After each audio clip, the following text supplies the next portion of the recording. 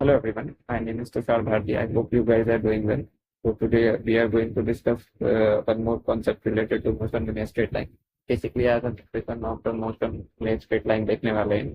So आप लोगों को बहुतों को पता होगा, बेसिकली आप 9th क्लास में आप जाते हैं तो आपको पता होगा कि आप ये सब इक्वेशन आप यूज किया करते थे. b equals to you plus of a t, s equals to you t plus of half A T square, v square minus u square equals to 2a. But वहां पे हम ब्लाइंडली ये लिख दिया करते थे. लेकिन यहाँ पे कुछ फर्दर कॉन्सेप्ट है कि when we have to apply this formula, और ये फॉर्मूला कहाँ से आया और इसके पीछे की सोच क्या थी, तो ये सब हम जानने वाले हैं, क्योंकि आप हमको पूरा डीपली इनको इन फॉर्मूलाज को एनालाइज करना है. तो बेसिकली हम ये जानने वाले हैं आज के लेक्चर में. और अपार्ट फ्रॉम दैट हम ये भी देखेंगे कि ये स्केलर है, ये फॉर्मूला या वेक्टर क्वांटिटी है, कौन सा क्या है. तो हमको ये भी जानना, क्यों? क्योंकि अब हमको वेक्टर के भी नॉलेज है तो हमको ये भी जानना जरूरी है. तो without any delay let's begin. तो सबसे पहले तो मैं इस फॉर्मूलाज को डिराइव करने से पहले सबसे पहले मैं फिर से कुछ चीज़ें रिवाइज करवाना चाहूँगा, क्योंकि आपको पता होगा कि मैंने कुछ चीज़ें बताई थी आप लोगों को. सबसे पहले वो मैं आपको बताना चाहता हूँ. लेट्स से कि अगर डिस्प्लेसमेंट के बारे में मैंने बताया था, और डिस्प्लेसमेंट सिमिलरली वेलोसिटी और एक्सेलरेशन. तो मैंने बोला था कि डिस्प्लेसमेंट से वेलोसिटी की तरफ जाना है तो d x by d t will give you velocity, right. Similarly मैंने बोला था d v by d t will give you acceleration, right. Now अगर मैंने ये भी बोला था कि अगर एक्सेलरेशन से वेलोसिटी की तरफ जाना है तो मैं क्या करूंगा, इंटीग्रेट करूँ. तो अगर आप इस इक्वेशन को ऊपर में जो दिया हुआ है, इसको जो मैं जिसको मैंने सर्कल किया हुआ है, इसको अगर देखो, तो अगर मैं इसको इंटीग्रेट कर दूं तो मुझे वेलोसिटी मिल जाएगी, राइट. तो मैं अगर डीवी को ए डी टी लिख दूं और अब मैं अगर इंटीग्रेट कर दूं तो ये मेरे को क्या दे देगा, वेलोसिटी दे देगा. सिमिलरली अगर मैं अब यहाँ पे मेरे को अगर ये देखना हो कि मैं डिस्प्लेसमेंट कैसे लूंगा, तो इसी इक्वेशन पे आप फर्दर अगर आप यहाँ पे भी लिखो तो d x equal to v D t लिख सकते हो आप, राइट. और इसको आप इंटीग्रेट कर दोगे तो आपको डिस्प्लेसमेंट मिल जाएगा. तो अगर आप डिस्प्लेसमेंट से वेलोसिटी इधर की तरफ जाओगे तो डिफरेंशिएशन, इधर की तरफ जाओगे तो इंटीग्रेशन, राइट. ये चीज क्लियर. अब मैं कुछ चीजें बताने वाला हूँ. अब मैं ये बता रहा हूँ कि आ, इसको आप अगर आप अच्छे से देखना चाहो तो what I am trying to say, कि अगर आप सबसे पहले इस वाले फॉर्मूला इसको देखो, अगर आप इस इक्वेशन को, तो integral of d v equals to integral of a d T, right. अब मैं इस वाले आर एच एस को फिलहाल के लिए छोड़ रहा हूँ, ठीक है, क्योंकि मैं आप इसको आपको डीपली समझा रहा हूँ. तो अब यह इंटीग्रल ऑफ डीवी है. डीवी मतलब क्या? Very little change in the velocity, small change in velocity. This dv is small change in velocity, right. अब मैं क्या कर रहा हूँ, मैं इसको इंटीग्रेट कर रहा हूँ. तो लेट्स से कि मैं मान लेता हूँ लिमिट का कि initially at t t equal to zero, या किसी भी समय पे जब भी ये वेलोसिटी मोशन में आया होगा उस वक्त इसका वेलोसिटी वी आई है और ये वी फाइनल है. किसी एक टी इक्वल टू टाइम पे जब इसका वेलोसिटी वी फाइनल हो जाए, लेट्स से कि बॉडी किसी तरह से चल रहा था तो एक वक्त यहाँ पे इसका वेलोसिटी वी आई है और किसी टी इक्वल टू टी पे यहाँ पे वी फाइनल, ठीक है. तो अब मैं डीवी का इंटीग्रल करूंगा तो क्या हो जाएगा, वी. और मैं अगर आप लिमिट पुट कर दूं तो ये वी इनिशियल और वी फाइनल हो जाएगा. ये क्या हो जाएगा, integral of a d T. तो आपको ये v final minus we initial equals to integral of k d t दे दिया, ठीक है. तो इसका मतलब क्या हुआ, इसको एनालाइज करो आप. मैं इतने दिन से बोल रहा था कि integral of a d t gives you velocity. Similarly मैं यहाँ पे कह रहा था integral of we D t will gives you displacement. But अगर आप इसको डीपली अब पहुंचो तो integral of a d t will gives you change in velocity, ठीक है, चेंज इन वेलोसिटी. सिमिलरली अगर आप इस वाले फॉर्मूला को अब डिराइव करो, ठीक है, अगर आप इस वाले को डिराइव करो, तो थोड़ा कलर चेंज कर देता हूँ.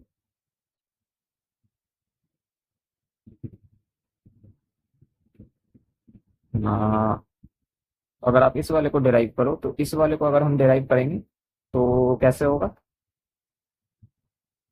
इस वाले को अगर मैं डिराइव करूं तो यहाँ पे integral of d x equals to integral of we D t बोल रहा है. तो यहाँ पे भी मैं कुछ नहीं करूंगा, मैं इनिशियल ले लूंगा कि एक एक्स इनिशियल है और फाइनल किसी टी पे एक्स फाइनल हो गया मेरा डिस्प्लेसमेंट, ठीक है. और ये डी एक्स क्या है, small change in position, small change in position. तो आपका किसी टी इक्वल्स टू जीरो पे कुछ पोजीशन एक्स आई है और टी इक्वल्स टू टी पे एक्स फाइनल होती है. ये इनिशियल हो गया, ये फाइनल हो गया पोजीशन. तो आप इंटीग्रल ऑफ डी एक्स अगर आप करो, इसको आप एज इट इज अभी छोड़ दो, ठीक है, आर एच एस को. तो आप इंटीग्रल ऑफ ये करोगे तो क्या हो जाएगा, ये एक्स हो जाएगा. अब आप इसमें लिमिट बैठा दोगे तो X initial X final equals to integral of we D T, right. तो X final minus X initial equals to integral of we D T. तो सिमिलरली यहाँ भी अगर मैं इसको एनालाइज करूं तो integral of we D T is not going to give you the displacement, but integral of we D T is going to give you the change in position. ठीक है, चेंज इन पोजिशन, इसको आप अच्छे से आप memorise करो। मैं उतने दिन के लिए आपको समझाने के लिए बस बता रहा था कि अगर आप इस तरफ जाओगे, इस तरफ जाओगे तो आप और उसका डिफरेंशिएशन करोगे तो आपको वेलोसिटी और एक्सेलरेशन देगा। और आप अपोजिट डायरेक्शन में जब जाओगे तो उसका आप इंटीग्रेशन करोगे तो आपको वेलोसिटी और डिस्प्लेसमेंट देगा। It is still going to give you the velocity and displacement, but the meaning, the actual meaning is that कि जब आप integral of a d t करोगे वो आपको चेंज इन वेलोसिटी देगा। उसी तरह से आप जब integral of we T T करोगे तो विच आपको वो चेंज इन पोजीशन देगा, which is nothing but A displacement. Change in position means कि अगर आप पहले यहाँ पे थे और आप यहाँ पे चले गए तो 3 से अगर आप 4 पे चले गए तो आपका चेंज कितना हुआ, 1 मीटर का। 3 मीटर से अगर आप 4 मीटर में चले गए तो आपका चेंज कितने का हुआ, 1 मीटर का। तो यही चेंज जो है वो आपको देगा integral of we D t. ठीक है, आई होप यहाँ तक क्लियर हो। अब यहाँ तक आपको समझ में आ गया, आई होप। अब मैं यहाँ से अब मैं दूसरे चीज पे जंप करने वाला हूँ। Why I am saying this, कि सबसे पहले मैं इस वाले इक्वेशन को उठाता हूँ। ठीक है, इसको मैंने क्यों लिखा ये अब आपको समझ में आएगा।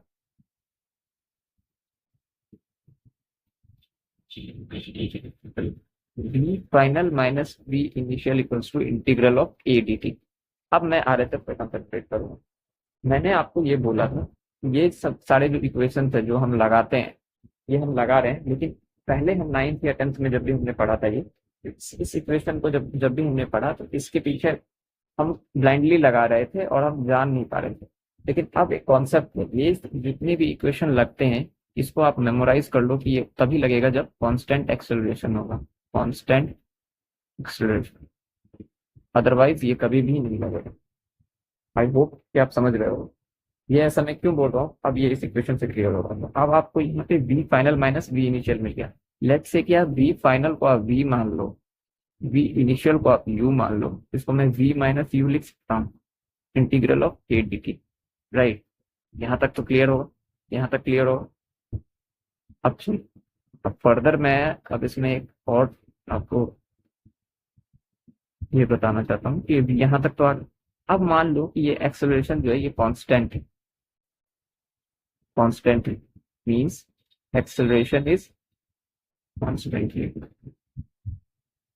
ठीक है, अगर आप आपका एक्सेलरेशन कांस्टेंट है it means it is independent of time, it is independent of time.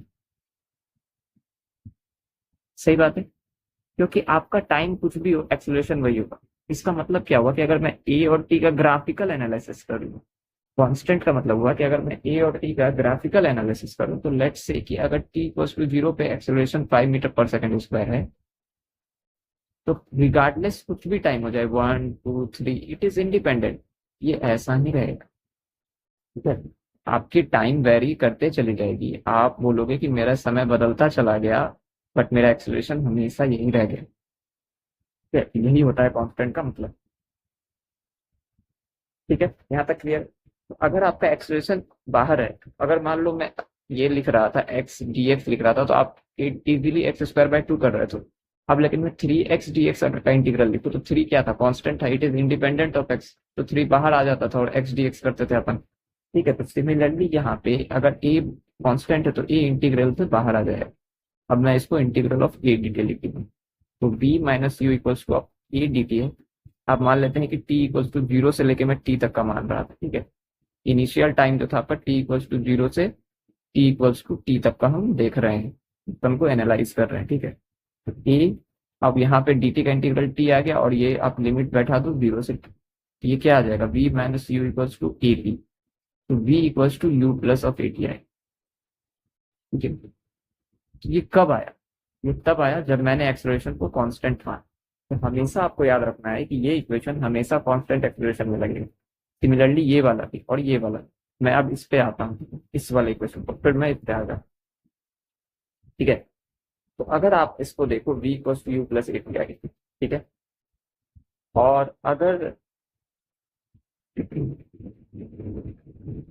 यहाँ पे ये इक्वेशन अब लेट्स से कि मैं दूसरी चीज पे जा रहा हूँ। मैं अब आपको बताना चाहता हूँ कि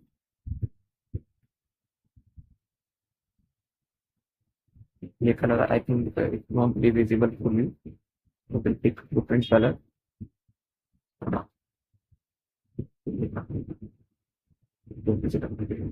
तो नाउ अब मैं जा रहा हूँ एक्सेलरेशन पे। एक्सेलरेशन को मैं dv बाई dt लिख सकता हूँ, लेकिन मैं v dv अपॉन dx भी लिख सकता हूँ। अगर आप मेरे प्रीवियस लेक्चर देखोगे तो आपको पता होगा कि ये v dv अपॉन dx भी लिख सकते हैं, राइट? क्योंकि dv अपॉन dt को हम dv upon dx into dx upon dt लिख सकते हैं। अब अगर dx अपॉन dt को हम देखें, तो ये कुछ नहीं बल्कि v है, तो v dv अपॉन dx हो जाएगा। ये जो है आपका v है, ठीक है। इसीलिए a को हम v dv अपॉन dx लिख सकते हैं, क्योंकि dv अपॉन dt a होता है, तो v dv अपॉन dx लिख लें, ठीक है। अब अगर मैं इसको यहाँ पे a dx लिख दूँ इक्वल्स टू v dv, ऐसा लिख सकता हूँ? बिल्कुल लिख सकता हूँ। अगेन मैं इंटीग्रेट करूँ, मैंने तो मान लिया है कि एक्सप्रेशन मेरा कांस्टेंट है, एक्सप्रेशन तो बाहर आ जाएगा इंटीग्रल की। a dx equals to integral of v dv, right?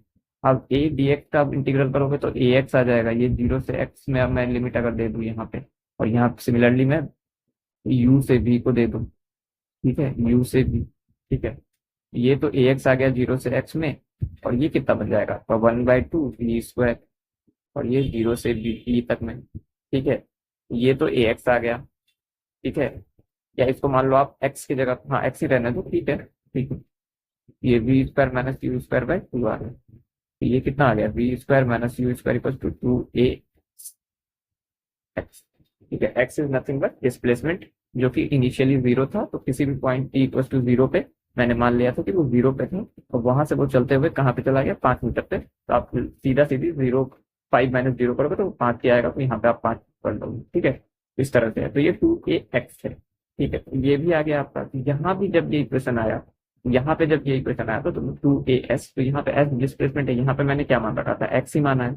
अगर आप यहाँ पे इस लिमिट में अगर देखो तो सेम आ जाएगा। तो मैं इसको फर्दर यहाँ स्ट्रेच करूँ तो ए को अगर मैं यहाँ पे एक्स है और लिमिट में 0 से यहाँ पे मैंने एक्स लगा रखा है, इस एक्स को अगर जैसे कि यहाँ पे ए इंटीग्रल ऑफ डी एक्स, यहाँ पे अगर मैं 0 से एस लिख दिया होता तो ये क्या आता, 0 से एस आता, तो ये फिर क्या बन जाता, ए एस बन जाता। तो वही चीज है, ठीक है, कोई डिफरेंस नहीं। तो आई होप कि ये भी आपको समझ में आएगा कि ये भी अब आपको समझ में आएगा कि ये भी कॉन्स्टेंट एक्सेलरेशन में लगता है। Similarly s equal to you t plus half A T square है, तो क्या ये आप निकाल सकते हैं? के पास दो इक्वेशन है, ठीक है। अगर आप इसी इक्वेशन में अगर v square minus u square equal to 2as है और v equal to you plus of a t लिख दो, आ जाएगा।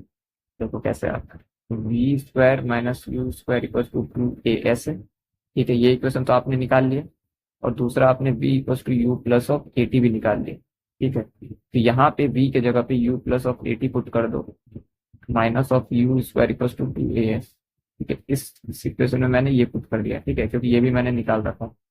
तो अब u square plus a square T square minus of u square equal to 2as आ गया, ठीक है। यू स्क्वायर तो कैंसिल हो गया, ठीक है। हाँ, I think I have done something wrong, मैंने इस इक्वेशन को सिंप्लीफाई करेक्टली नहीं किया। तो u square plus a square T square plus of 2u80 minus of u square equal to 2as, right. A square plus B square plus 2 u square तो u square cancel हो गया, ठीक है। तो अब मेरे पास क्या आ गया, A square T square plus of 2u80 minus of 2as equals to 0, ठीक है। ये आ गया। अगर मैं ए से सब जगह पे अगर मान लो कि मैं इसको ऐसे ही रहने देता, तो ए से मैं सबको डिवाइड कर सकता हूँ, ठीक है। तो ए टी स्क्वायर आ गया प्लस ऑफ 2u टी आ गया minus of 2s equals to 0, ठीक है। A T square equals to अगर मैं यहाँ पे देखूँ तो 2s minus of 2u T हो जाएगा, ठीक है। अगर मैं 2 को यहाँ पे कॉमन कर दूँ तो ये half A T square equals to S minus of u t हो जाएगा। इस एस को आप इधर दे दो तो एस इक्वल्स टू क्या हो जाएगा, you t plus of half A T square. Basically इस एस को मैंने इधर ही रहने दिया, इस यू को आप इधर ले आओगे तो ये इक्वेशन आएगा, राइट। ये भी आ गया half A T square. I hope ये भी क्लियर हो। तो मैं फिर से एक बार देख देता हूँ, आप इसको वीडियो को पॉज करना, तो आप खुद भी आप इसमें पुट करोगे तो आपको मिल जाएगा, this is nothing complex, there is nothing complex in it. तो B equal to you plus of A T को मैंने यहाँ पुट किया, तो मैंने ओपन किया तो A square plus B square plus two A B आ गया। तो मैंने यू स्क्वायर कैंसिल कर दिया, तो A square plus two you T minus of two A S हो गया। ठीक है, अब यहाँ से मैंने ए को ए से डिवाइड कर दिया, क्योंकि ए हर एक जगह कॉमन है, तो ए से डिवाइड कर दिया तो ये ए टी स्क्वायर बन गया, यहाँ का ए खत्म हो गया, यहाँ का भी ए खत्म हो गया। ठीक है, तो A T square equal to two S minus of two you T आ गया। अब मैं टू कॉमन ले लिया तो हाफ ए टी स्क्वायर बन गया, ये S minus of u T बन गया, तो मैं इस यू टी को इधर लिख दिया, तो u t plus half A T square equal to s हो गया। ठीक, यहाँ तक आएगा, तो आपको तीनों इक्वेशन मिल गए। तो अब आपको समझ में आ रहा होगा ये तीनों इक्वेशन तभी डेराइव हुए जब मैंने एक्सीलरेशन को कांस्टेंट माना। ठीक है, यहाँ तक तो क्लियर हो गया। आई होप कि आपको आप इक्वेशंस क्लियर हो गए हैं। अब आपको समझ में भी आ रहा होगा कि आप ये कब आप लगाओगे। ठीक है, ये सारे इक्वेशंस आप तभी लगाओगे जब एक्सेलरेशन कांस्टेंट होगा। जब एक्सेलरेशन कांस्टेंट नहीं होगा तब आप नहीं लगा सकते हो, इस चीज को आप दिमाग में रखोगे। ठीक है, आई होप कि आपको ये समझ में भी आया हो। नाउ मैंने बोला था कि अब इस पे थोड़ा और कॉन्सेंट्रेट करते हुए मैंने बोला था कि ये वेक्टर है कि स्केलर है। इस इक्वेशन को देखो आप, वेलोसिटी क्या है, वेक्टर क्वांटिटी। एलएचएस अगर वेक्टर क्वांटिटी है तो आरएचएस ऑल्सो भी वेक्टर क्वांटिटी, तो इसका मतलब ये भी वेक्टर क्वांटिटी है, और है भी, क्योंकि यू भी है ए भी है। तो इसको अपन ऐसे लिखेंगे, v vector equals to you vector plus of a vector into t, right. Similarly s equals to you t plus half k t square है। अगर एस डिस्प्लेसमेंट है तो s vector equals to a vector, ये ऐसे लिखना होगा। क्यों? क्योंकि ये मेरा वेक्टर क्वांटिटी है, तो ये भी वेक्टर क्वांटिटी होगा, और ए है भी और ए ये भी, एक्चुअली तो नहीं, यू भी है और ए भी है। ठीक है, ये U this is not A, this is U. तो S equals to you vector T plus of half A T. Clear है? क्योंकि सिंस की ये वेक्टर है तो ये पूरा भी वेक्टर होगा, और है भी, क्योंकि वेलोसिटी वेक्टर क्वांटिटी है। स्पीड वेक्टर, ये भी इनिशियल वेलोसिटी है, this is also a vector quantity, again this is an acceleration, this is a vector quantity. Similarly, in this formula, s equals to ut plus of half at square. Displacement is a vector quantity, so entire RHS should also be vector quantity, and this is vector quantity. Why? Because this is a initial velocity, so this is a vector quantity, and here this is a acceleration, so acceleration is also a vector quantity. So overall, this is a vector quantity, so इसका equation ऐसा बनेगा। ठीक है, now इस equation पे आते हैं। Now you will be saying कि sir, this is a vector quantity, this is also a vector quantity, this is also a vector quantity, this is a vector quantity, but is it a vector? No, this is a scalar equation. How come? You will be saying how come? कैसे ऐसे हो सकता है? आप तो बोलोगे कि ये वेलोसिटी है, ये वेक्टर क्वांटिटी है, ये इनिशियल वेलोसिटी है, ये भी वेक्टर है, ये भी एक्सेलरेशन है, ये भी वेक्टर है, ये भी वेक्टर है, बट इसका इक्वेशन देखो, ये कैसे लिखा हुआ है, ये इस तरह से लिखा हुआ है। ये इक्वेशन एक्स स्केलर है, लेकिन ये बना वेक्टर से ही है। आई होप ये क्लियर होगा। ये v vector dot v vector है minus of u vector dot u vector equals to two a vector dot a s vector है। तो यहाँ पे ये वेक्टर क्वांटिटी ही है, वेलोसिटी। यहाँ पे ये इनिशियल वेलोसिटी भी वेक्टर क्वांटिटी है। सिमिलरली ये एक्सेलरेशन भी वेक्टर क्वांटिटी है, and similarly this displacement is also a vector quantity. तो this velocity is, which is final velocity, is a scalar quantity. This initial velocity is a scalar vector quantity. Again, this acceleration is a vector quantity, and this displacement is a vector quantity. But overall, आप इसका dot product ले रहे हो, तो ये equation जो है scalar equation है। This equation is not at all है vector equation, this is a scalar equation. क्यों? क्योंकि a vector dot a vector है, अगर मान लो तो आप इसको क्या लिखते हो, mod A cos theta. Theta is nothing but angle between ये। तो सिंस ये एक ही वेक्टर है तो ये कॉस जीरो हो जाएगा, तो ये ए स्क्वायर हो जाएगा। तो सिमिलरली यहाँ पे बी और ये बी है, तो ये आपको क्या दे देगा, बी स्क्वायर दे देगा, क्योंकि बी दोनों सेम ही वेक्टर है, तो उसके बीच का एंगल 0 डिग्री। सिमिलरली यहाँ पे ये यू स्क्वायर, ये ए वेक्टर डॉट एस वेक्टर होता है। तो सर आपने तो 2as लिखा है, तो इसका मतलब दिस डायरेक्ट एक्सेलरेशन और इसके डायरेक्शन में आपका वेलोसिटी, मतलब डिस्प्लेसमेंट और एक्सेलरेशन सेम डायरेक्शन में है, तो 2as हो जाएगा। और अगर सेम डायरेक्शन में नहीं है तो माइनस ऑफ 2as हो जाएगा। अगर सेम डायरेक्शन में, ये फोर हो गया अपोजिट डायरेक्शन, अपोजिट।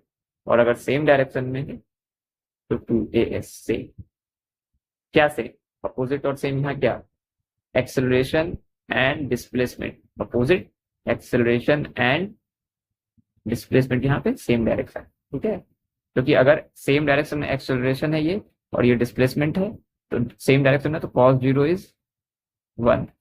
ठीक है, अगर एक्सेलरेशन यहाँ है, डिस्प्लेसमेंट यहाँ है, तो cos 180 इज -1। ठीक है,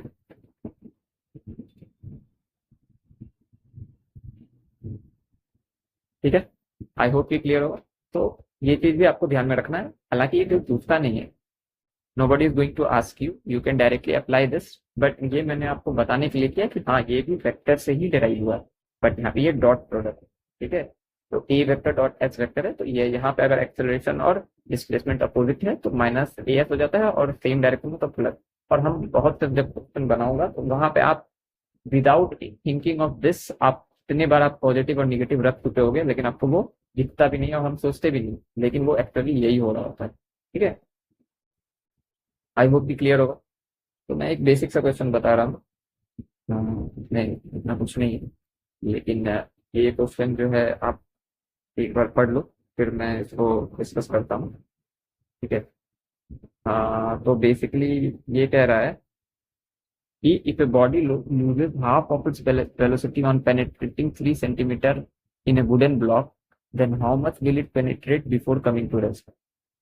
So basically it is saying कि अगर एक बॉडी है वो अपना हाफ वेलोसिटी रिड्यूस करता है on penetrating 3 centimetre in a wooden block, then how much will it penetrate before कम।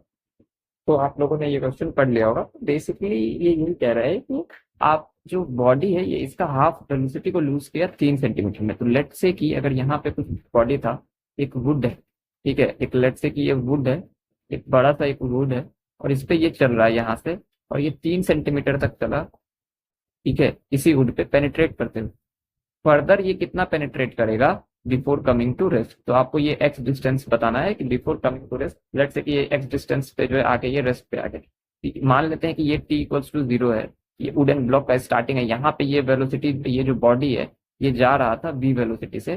ठीक है, यहाँ पे कुछ इसका हाफ डिस्टेंस, मतलब हाफ नहीं, हाफ ऑफ इट्स वेलोसिटी ये 3 सेंटीमीटर, तो यहाँ v से ये कितना हो गया, v/2 हो गया यहाँ पे। ठीक है, उसके बाद ये फर्दर हो रहा है, ये बोल रहा है loses half of its velocity on penetrating 3 centimetre. तो यहाँ से ये यहाँ तक जब 3 सेंटीमीटर चला है, उसके बाद ये जो है बोल रहा है कि ये अपना फर्दर कितना डिस्टेंस चला होगा कि ये पूरा का पूरा रेस्ट पे आ जाए। तो रेस्ट मतलब क्या है, यहाँ पे इसका वेलोसिटी 0 हो जाएगा। ठीक है, तो इस डिस्टेंस को v/2 से जब ये v 0 हो गया तो मैं मान लिया कि ये फर्दर x चला होगा। ठीक है, यहाँ तक क्लियर है। तो t इक्वल्स टू 0 पे velocity v equals to v मान लिया मैंने। ठीक है, और ये आपका पहला एग्जाम्पल। ठीक है, अब विदाउट एनी डिले आप इसमें बता सकते हो कौन सा इक्वेशन लगने वाला है।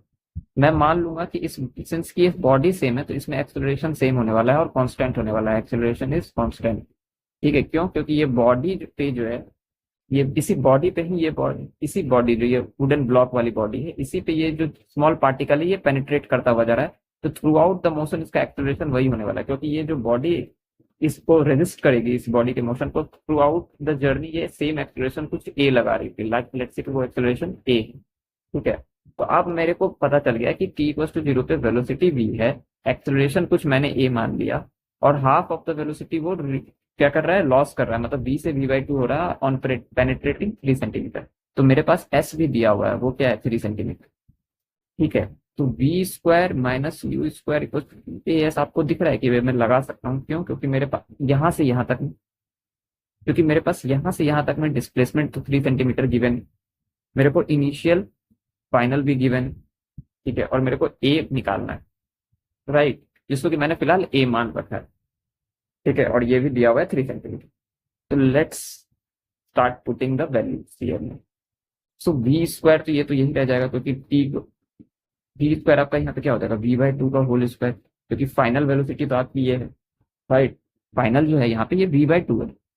u स्क्वायर क्या था, v था, तो minus of v square equals to 2as।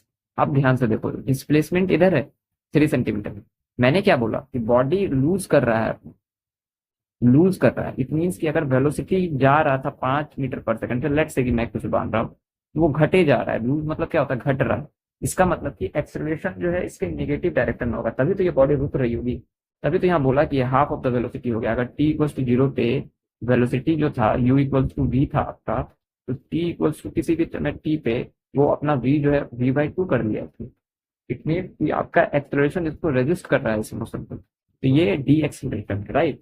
तो डिस्प्लेसमेंट अगर आप इस तरफ जा रहे हो तो एक्सेलरेशन इधर है, तो ए और एस के बीच में कितना हो गया, निगेटिव का एंगल हो गया। क्यों? क्योंकि कॉस 180 हो गया। तो -2 × a, और या अगर नहीं एंगल के बीच में सोचना चाहते हो तो आप समझो कि ये निगेटिव एक्सेलरेशन है, ये डी एक्सेलरेशन है, राइट। तो इसीलिए भी निगेटिव आ जाएगा। और एस कितना हो जाएगा आपका 3 सेंटीमीटर, राइट। तो ये जो v² है तो v = v है, और u आपका क्या था, v था, क्योंकि मैंने यहाँ पे t = 0 पे v मान रखा है। t किसी भी समय t पे v/2 हुआ और उस वक्त वो 3 सेंटीमीटर का डिस्टेंस और लेट्स से डिस्प्लेसमेंट उसने कवर किया, ठीक है। और ये माइनस क्यों आया, क्योंकि एक्सेलरेशन ये डी एक्सेलरेशन ये निगेटिव है, ये रेजिस्ट कर रहा है न्यूटन। ये v²/4 -v² -6a आ गया, ठीक है। और मैं सब चीज को सेंटीमीटर में ही मान रहा हूँ, it is everything is in centimetre, मैं सीजीएस ही मान रहा हूँ, ठीक है। अब यहाँ पे ये क्या आ गया, ये 3v²/4 का नेगेटिव -6 ये आप कैंसिल हो जाएगा, ठीक है। ये 3 से ये 3 भी कैंसिल हो जाएगा, ठीक है। तो v²/8 = a आ गया। तो मैंने एक्सेलरेशन को v के टर्म में निकाल दिया, तो ये जो एक्सेलरेशन है आपका ये v²/8 आ गया। आई होप ये क्लियर हो, क्लियर हो ना। तो अब आपका a जो है v²/8 आ गया, ठीक है। आई होप कि आपको अब यहाँ तक क्लियर हो, ठीक है। नाउ सिंस की a = v²/8 आ गया, अब मुझे पता चल गया कि फाइनली तो अब मुझे x निकालना है ना। ये क्या कह रहा है कि how much will it penetrate, मतलब कि आपको कितना फर्दर ये पेनिट्रेट कर सकता है बिफोर कमिंग टू रेस्ट। तो अब मैं अब इस जर्नी की बात करूं, जब इसकी स्पीड, मैं कलर चेंज कर देता हूँ। अब मैं जब इस जर्नी की बात करूं तो यहाँ पे ये वेलोसिटी v/2 था, मैंने बोला कि कुछ x डिस्प्लेसमेंट ये किया होगा, उसके बाद जाके ये v इसका 0 हो गया। अब यहाँ पे मैं अगर देखूं तो यहाँ पे इसका u = v/2 है, फाइनल वेलोसिटी 0 हो गया। एक्सेलरेशन इसका अब क्या हो गया, v²/8, क्योंकि बॉडी सेम है तो यही एक्सेलरेशन अब भी लग रही होगी, ये v²/8। और मैंने यहाँ से यहाँ तक का एक्सेलरेशन निकालने के लिए ही इस इक्वेशन को यूज किया, राइट, जो कि मुझे एक्सेलरेशन v के टर्म में मिल गया। तो यही एक्सेलरेशन को मैं यहाँ पे आप यूज करूँ, ओके। तो ये आपका इक्वेशन आ गया। अब फर्दर आपको x निकालना है तो आप आराम से x को ये लिख सकते हो,